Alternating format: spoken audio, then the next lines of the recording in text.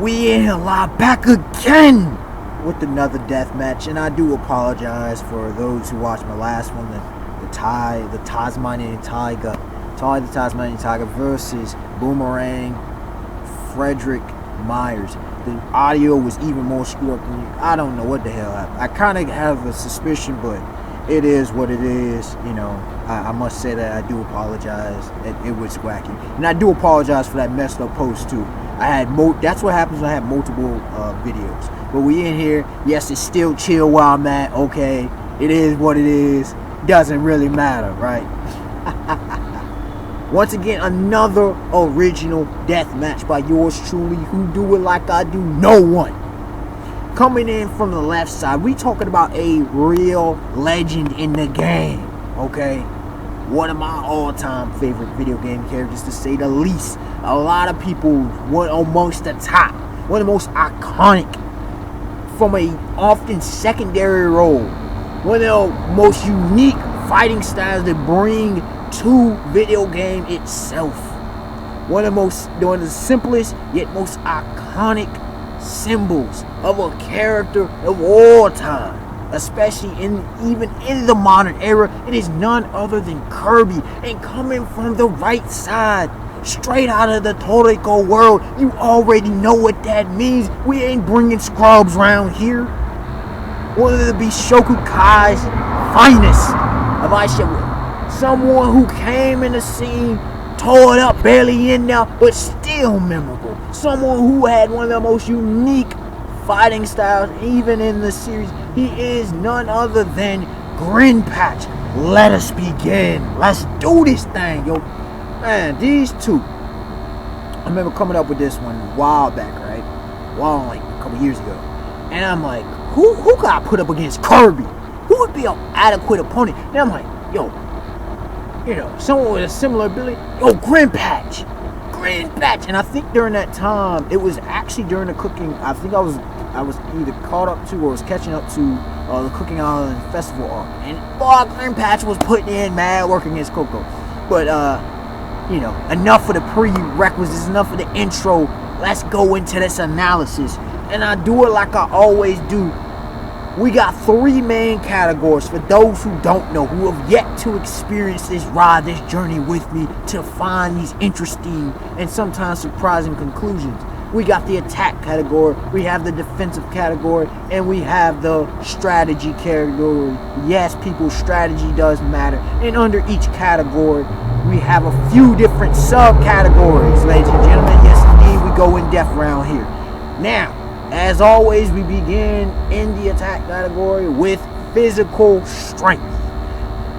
And after physical strength, we got combat speed, which is not the same as transit speed. You got the techniques bringing to the table, what the kind of skill sets and all that kind of jazz they bring to the table, equipment, all there. And as well as, if it's applicable, as well as destructive capacity / power. Now, physical strength. This one's very interesting because neither fighter prefers usage of physical strength. They prefer their special abilities. Kirby, and I'll get more into his fighting style. I'll get more into the fighting style later, as well as their techniques. But Kirby, with his own kind of species of natural abilities, and Grinpatch with his insane lung capacity, his insane breathing, his insane filtration system, which I'll get into later. But when I look at it, and knowing the fact of the Toriko characters, and knowing the fact that he could go into the gourmet world fairly early in the series, I mean really early, he was one of the few, and knowing what it took Toriko and the rest of the four Heavenly Kings to get there, and the fact that Toriko wasn't really phasing him, he was holding back. I'm not holding back, and he was holding back against Coco, you could argue to say as well. With that in of itself, I definitely have to give the edge to Grinpatch, because Kirby has barely any physical features. I'm not saying he doesn't have any, but his lifting or whatever, like, he becomes more of a physical fighter based off of momentum rather than his pure, natural, innate physical strength, okay? So that goes one for Grinpatch. With combat speed, another very interesting situation because neither fighter relies heavily on combat speed. But this one is very simple, and it has to be Kirby. Here's why. Kirby, wow, what did I just mention? momentum. While he's not the fastest thing, he's no Sonic the Hedgehog, to say the least. He does use speed, and he does not so much blitz, but he does, put in work, to say the least, against his opponents by using some quickness. It's not so much top speed as it is quickness and acceleration. When it comes to Grinpatch prefers long distance, and I'll get more into it later about his fighting style, but he prefers more distance, more reactionary. He wants to get you quick, but he uses a distance in his extreme lung capacity to kind of suck, well, not kind of, but to actually suck in his opponents and end them there, or as well as a few range attacks that he has.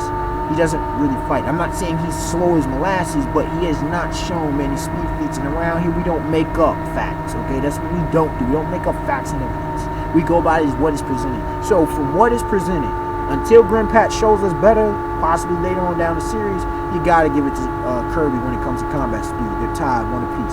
Now, when it comes to techniques, this is obvious. This is obvious. You know both characters. I'll begin with Grinpatch because he make it short, sweet, to the point. He's only showed us 3 techniques. Tres, that's right. Devastating, yes they are, but he's only shown us 3. You got the breath missile, you got the breath gun, and the oh shoot. He also has like this straw out of this specific like devilish mosquito. Okay, this allows it to suck in and to channel his extreme breathing ability to breathe through and hurt. There's also breath gun, breath missile, and breath bazooka. Okay, that's all he bringing to the table from what we've seen. While Kirby, he has his inhalation and in certain cases super inhalation. He's able to copy once he consumes. He takes within and copies the ability, spits them out. He also can bring you in with his inhalation and spit you out. He can also spit out a superstar underwater. He can spit out a water attack. I'll say water missile, if you will. He does a sliding attack. He has as well in certain times where he can become and kind of transform into like a rock or solid object.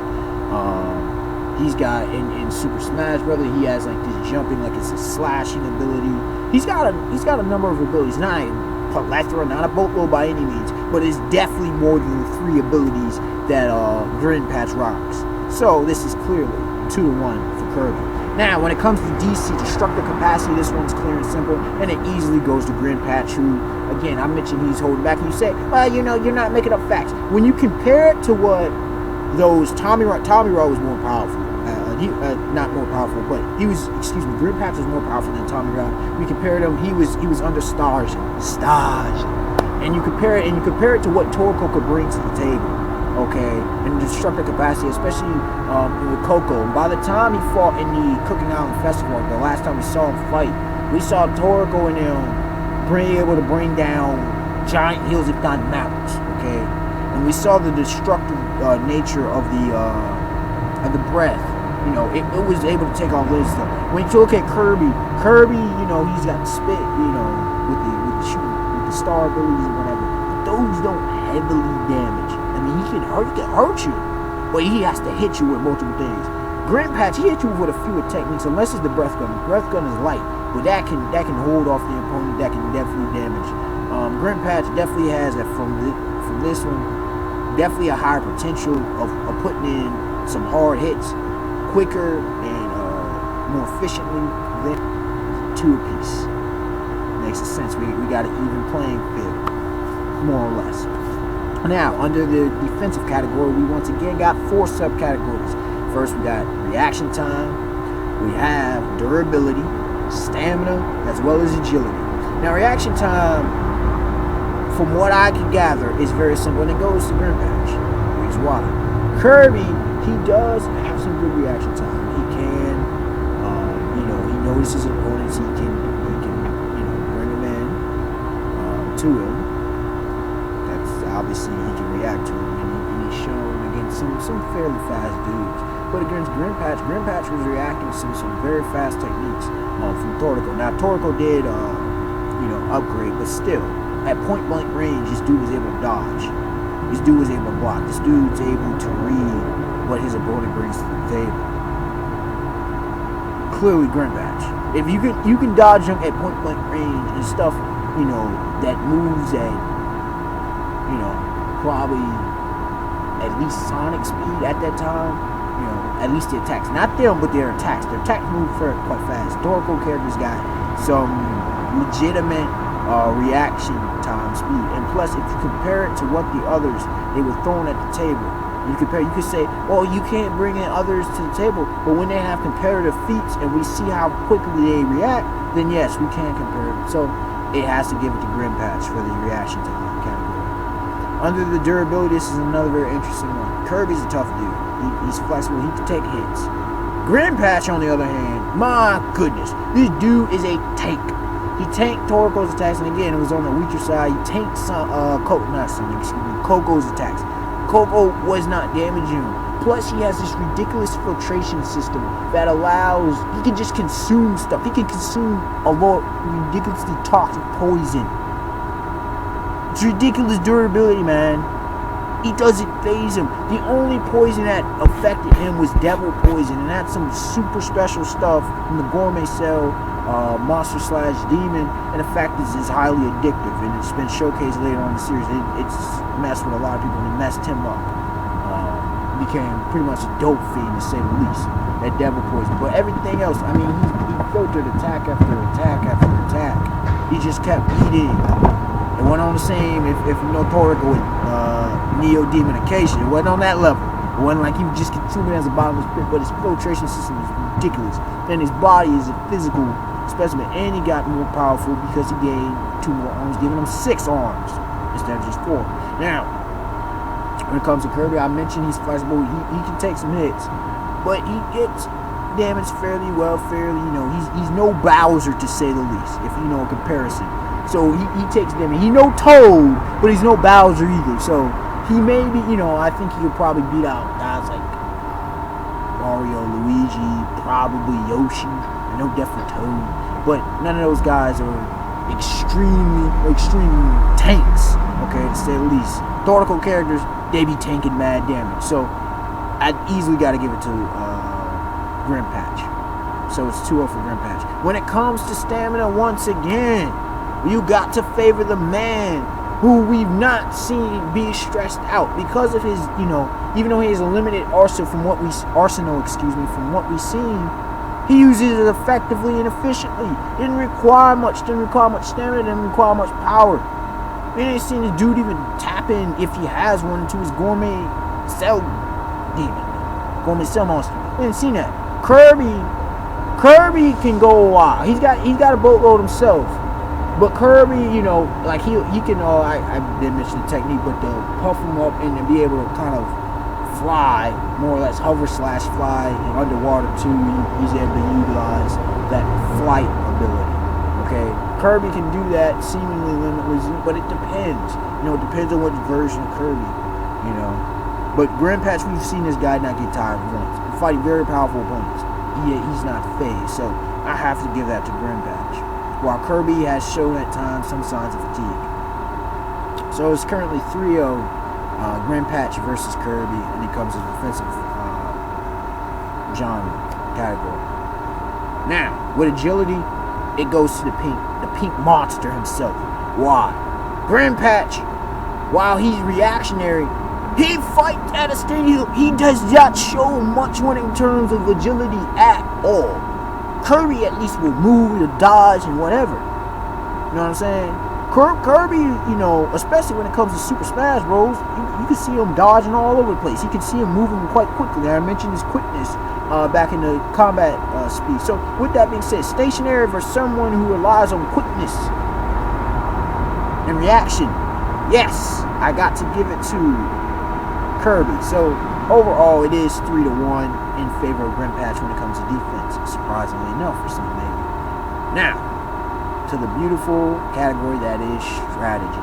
And under strategy, we this time have 3 subcategories. We have location, fighting style, which I've been hinting at, and fighting IQ, which too few want to take into consideration. Now, when it comes to location, from what we've seen, well, we don't know if either can fight in space. At least from my research, excuse me. Maybe Kirby can. I don't know. From the research I gathered, I didn't see any consistency to even be thrown into space, and I don't foresee any reason that they would be fighting in space anyways, unless they were in like some planetary struggle on some moon or something, whatever. So from what I see, both can be able to fight in water. You know, it should be no qualm. It would probably most likely affect Grinpatch more than Kirby. So if they fought in the water, Kirby seemingly has the advantage. But on land, you would say it's an even playing field. And although Kirby has several more techniques to say the least, than Grinpatch does, Grinpatch can control the distance easily. He can bring you in, he can hit you from distance. So it's hard as hell. And Kirby, he has to get at least mid-range on Grinpatch to be effective with inhaling him. So keep that in mind. It would seem that it's at a stalemate. On land, Grinpatch has the upper hand, and underwater, Kirby has the advantage. Now, when it comes to fighting styles, it's quite interesting because Kirby doesn't have an official fighting style. He fights quite instinctually, quite naturally to his specific species. Okay, I already mentioned his capabilities and techniques multiple times in this video, so I will not bore y'all to death with the reiteration. When it comes to Grinpatch, I mentioned before that he's a mid-range to long-range fighter. It's not that he can't throw hands in close; it's that he prefers it. It's where he's best at. He's a sniper more or less, as well as he's got his OP ability to bring you into himself and consume you. Literally consume, and he will commit cannibalism if need be, so Kirby better watch out. While Kirby, will take a man and copy his ability, Grinpatch will take a hand and eat you. So take that for what it's worth.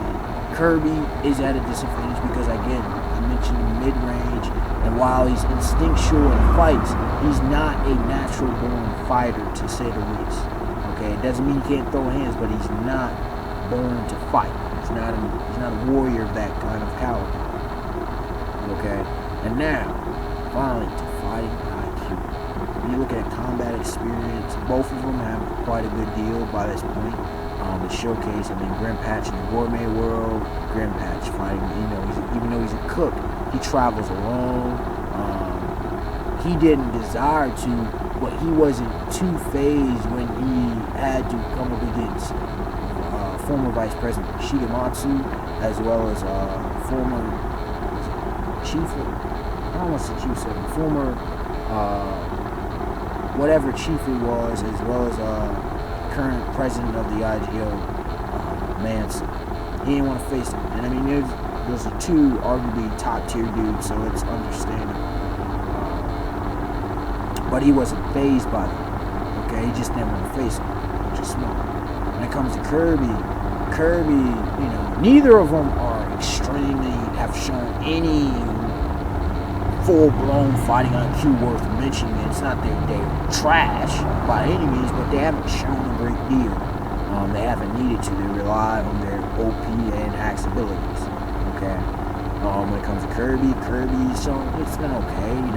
Depends on which game you play. Other times it's at a higher, just like in Super Smash Bros, where it's a ridiculously good skill set for him in comparison to other combatants. But in other games, it's like, Kirby's, he's okay, but it's nothing to write home about. So overall, who do I have winning? This will be a tight battle.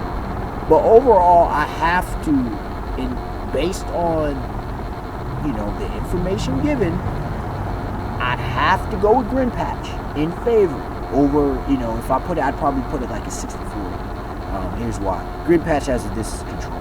He's got the distance control, while Kirby does have techniques. Most of his techniques, he's got to get in close. While this dude can pick you apart, snipe you.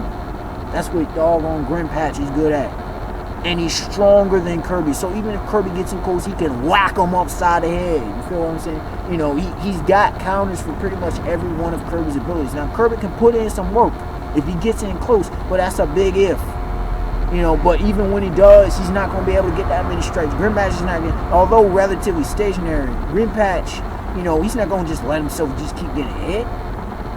No, and I'm not certain now that Kirby has abilities to break that straw. Now, that straw ain't the end all be all, but if he can break it, he still has a better chance of affecting Grinpatch.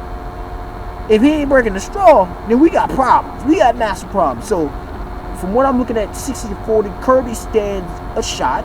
It's obvious, battle of ability. Kirby, he mastered the basics of his spotting style. There's a few elements in there that are kind of just thrown in there, like the sliding technique and the transformations.